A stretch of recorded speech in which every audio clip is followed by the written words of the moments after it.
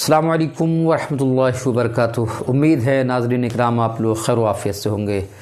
मैं आवाज़ हक चैनल पर आज इंग्लिश के दो बहुत ही मशहूर और मारूफ़ अल्फाज लेकर हाज़िर खिदमत हो। आपने बारहा नो सुना होगा और नॉट सुना होगा। बहुत ही कॉमन ये दो अल्फाज हैं अंग्रेज़ी के, लेकिन इस्तेमाल के एतबार से थोड़े यहाँ पर दोनों में फ़र्क है, थोड़ा फ़र्क है।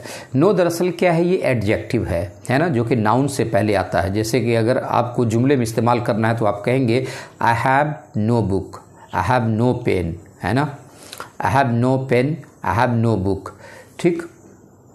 लेकिन नॉट का अगर इस्तेमाल करना है तो नॉट दरअसल ये फ़ेल से पहले आता है, जिसे अंग्रेज़ी में वर्ब कहते हैं, या फिर ये सिफत से पहले आता है, जिसे अंग्रेज़ी में आप एडजेक्टिव कहते हैं, या फिर ये मुतअल्लिक़ फ़ेल यानी एडवर्ब से पहले आता है। तीनों की मिसाल आप मुलाहज़ा कर लें। जैसे कि फ़ेल से पहले नॉट इस्तेमाल होता है, जैसे he is not playing, he is not working, तो यहाँ पर प्ले और वर्क फ़ेल है, इससे पहले नॉट का इस्तेमाल हुआ है।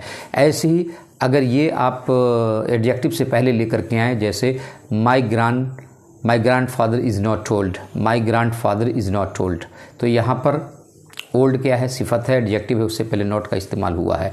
और ऐसे ही मुतअल्लिक़ फ़ेल से पहले अगर आप इस्तेमाल करना चाहें यानी एडवर्ब से पहले, तो जुमले में इस तरह देखें कि March is not very hot, March is not very hot.